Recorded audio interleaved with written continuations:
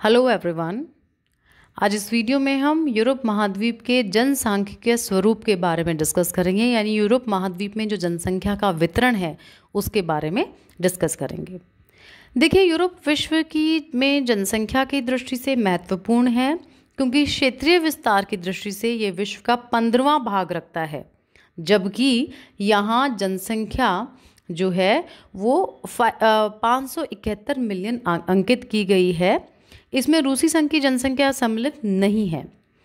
विश्व के महाद्वीपों के संदर्भ में यूरोप की जनसंख्या अगर हम देखना चाहें, समझना चाहें तो इस टेबल से हम समझ सकते हैं। देखिए, इस टेबल से ये क्लियर होता है कि यूरोप का स्थान जनसंख्या की दृष्टि से एशिया और लैटिन अमेरिका के बाद तीसरा है, हाईएस्ट पॉपुलेशन है, जबकि जो धरातल पर भाग है, धरातल ये भाग है वो बहुत कम है, यानी संपूर्ण धरातल का 15वां भाग ही यूरोप का है। और लेकिन पॉपुलेशन की दृष्टि से यूरोप तीसरे स्थान पे है। सबसे पहले एशिया है, फिर आता है अफ्रीका। थर्ड स्थान जो पोजीशन है वहाँ यूरोप आता है। फोर्थ पोजीशन पे एंग्लो अमेरिका आता है। फिफ्थ पोजीशन पे लैटिन अमेरिका आता है। सिक्स्थ पे ऑस्ट्रेलिया और लास्ट पे जो रूसी संघ है वो आता है। देखिए, यूरोप में 1965 से 2000 के मध्य जो जनसंख्या की वृद्धि दर थी वो 29% रही, और लेकिन सबसे कम अंकित की गई, काफ़ी कम जो वृद्धि दर रही है, लेकिन और विश्व के परिप्रेक्ष्य में ये काफ़ी कम है। ये वृद्धि दर इस तथ्य को प्रदर्शित करती है कि यहाँ जनसंख्या वृद्धि को नियंत्रित किया जा रहा है।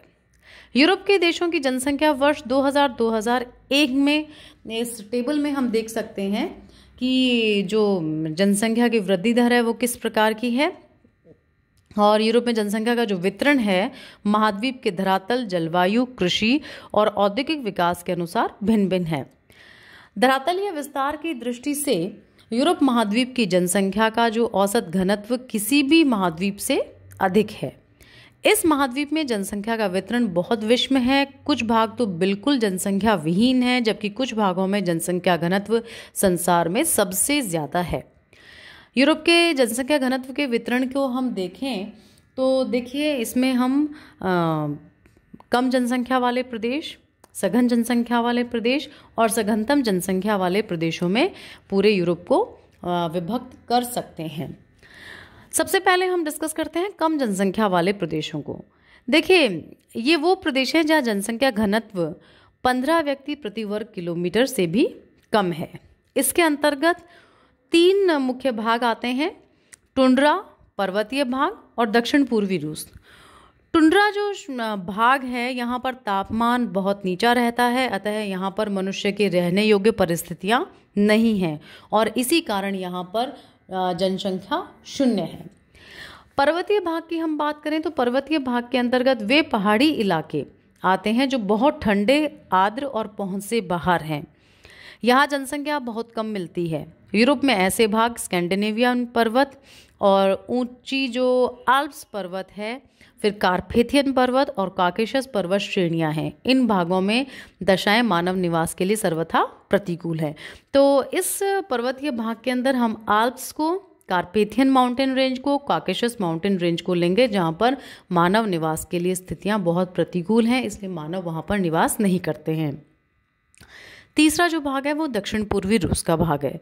रूस के दक्षिण पूर्वी भाग में आर्द्रता की कमी पाई जाती है। इस भाग में वर्षा प्रायः नहीं के बराबर होती है और खनिजों की प्राप्ति भी इस भाग में नहीं होती।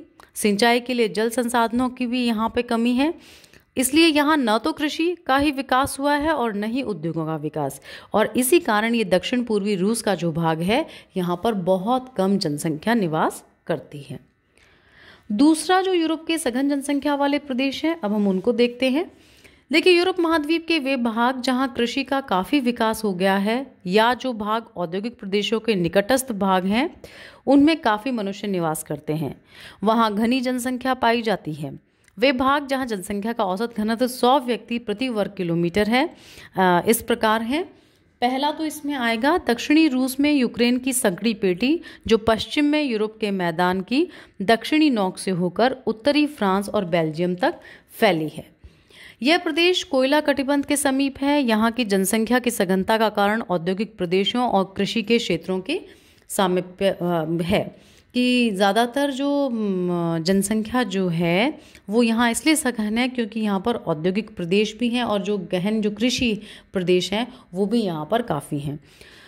दूसरी सघन जनसंख्या की कटिबंध जो पेटी है वो राइन नदी के मुहाने के दक्षिण में राइन घाटी तक विस्तृत है, जो दक्षिण में उत्तरी स्विट्जरलैंड तक फैली है। इस भाग में राइन के महत्व के कारण ही बहुत अधिक आबादी है, क्योंकि राइन का व्यापारिक महत्व बहुत अधिक है और राइन बेसिन में खेती का भी खूब विकास हो गया है, अतः काफ़ी लोग यहाँ निवास करते हैं। तीसरा सघन जनसंख्या वाला जो क्षेत्र है वो उत्तरी इटली के मैदान, प्रायद्वीपीय इटली में फ्लोरेंस, रोम, नेपल्स और के चारों ओर के जो क्षेत्र है वो वहाँ पर सघन जनसंख्या मिलती है। इस क्षेत्र में जनसंख्या की वृद्धि औद्योगिक विकास और कृषि विकास दोनों ही कारणों से हुई है। उत्तरी लैम्बार्डी का मैदान यूरोप का प्रधान कृषि प्रदेश है, यानी प्रधान कृषि क्षेत्र है। नेपल्स, रोम और फ्लोरेंस इटली के प्रमुख औद्योगिक केंद्र हैं। चौथा जो क्षेत्र है वो पुर्तगाल के डोरो मैदान में जो ओपोर्टो के चारों तरफ है, यहाँ काफ़ी जनसंख्या पाई जाती है। यहाँ विशेष रूप से अंगूर की खेती और गहन कृषि का प्रचार है, जिसमें काफ़ी संख्या के लोग अपनी जीविका का अर्जन करते हैं या जीविकोपार्जन करते हैं। पांचवा क्षेत्र उत्तर पूर्वी स्पेन में बार्सिलोना है, जो एक प्रसिद्ध औद्योगिक केंद्र है। इसके चारों ओर इस केंद्र के में भी चारों ओर जनसंख्या सघन जनसंख्या निवास करती है। छठा जो क्षेत्र है रून घाटी में डीजोन के दक्षिण तक बहुत मनुष्य निवास करते हैं। यहाँ पर इस क्षेत्र में भी अंगूर की खेती बहुत बड़े पैमाने पे की जाती है और इस क्षेत्र में लियोन्स और मर्सेल्स औद्योगिक प्रमुख केंद्र हैं। तो ये जो मैप है हम इसमें देख सकते हैं कि ये जो क्षेत्र है टुंड्रा वाला जो क्षेत्र है, यहाँ 50 से कम जनसंख्या, 50 व्यक्ति प्रति वर्ग किलोमीटर से भी कम जनसंख्या रहती है। जहाँ हमें ब्लैक स्पॉट्स दिख रहे हैं ये डेंसली पॉपुलेटेड एरियाज वाले एरियाज हैं, जहाँ पर 100 व्यक्ति प्रति वर्ग किलोमीटर से अधिक लोग निवास करते हैं। और उसके बाद ये जो एरिया दिख रहा है ये वाला, यहाँ पर 50 से 100 व्यक्ति प्रति वर्ग किलोमीटर यूरोप में निवास कर रहे हैं। अब हम आते हैं यूरोप के सघनतम जनसंख्या वाले भाग की ओर। देखिए, यूरोप के कई क्षेत्रों में जनसंख्या घनत्व बहुत अधिक है। यहाँ जनसंख्या घनत्व का जो घनत्व है वो 208 व्यक्ति प्रति वर्ग किलोमीटर से भी अधिक है।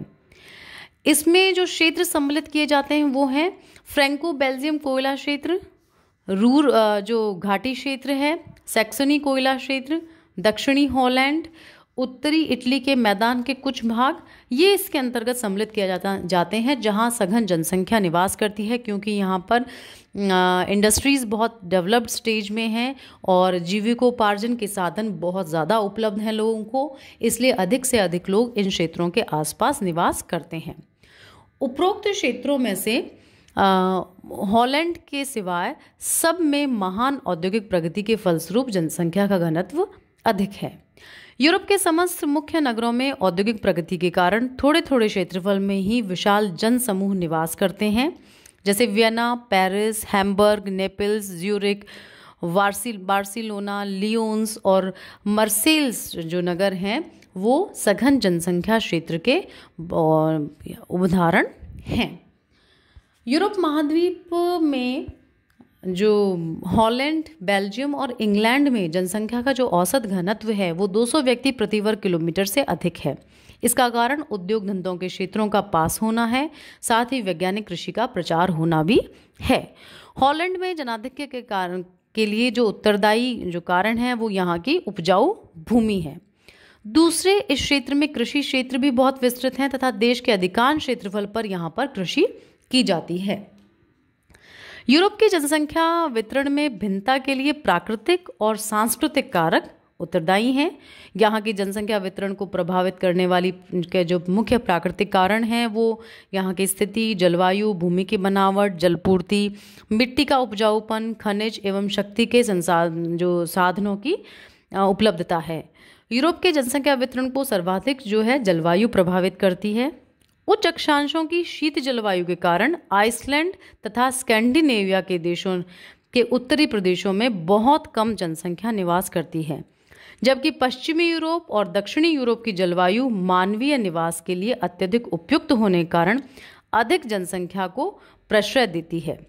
इसी प्रकार उच्च पर्वतीय क्षेत्रों में, विशेषकर आल्प्स के क्षेत्रों में जनसंख्या हमें बहुत कम देखने को मिलती है, क्योंकि यहाँ पर जलवायु बहुत हार्श क्लाइमेटिक कंडीशंस हैं, जिस कारण जनसंख्या निवास नहीं कर सकती। खनिजों ने यूरोप में जनसंख्या के केंद्रीकरण को बढ़ावा दिया है। विशेषकर कोयला और लोहा उत्पादक जो क्षेत्र हैं वहाँ पर जनसंख्या अधिक निवास करती है, क्योंकि यहाँ पर औद्योगिकरण बहुत अधिक हुआ है और इसी कारण जनसंख्या का जमाव यहाँ अधिक है।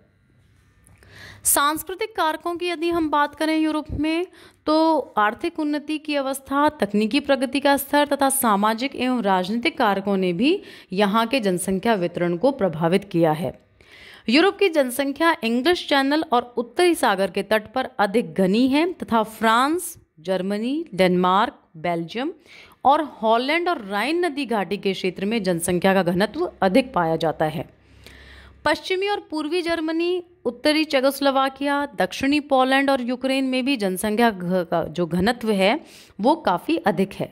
रूस में जनसंख्या का घनत्व लेनिनग्राड, ओडेसा और टोम्स्क के बीच में त्रिभुजाकार क्षेत्र में फैला हुआ है।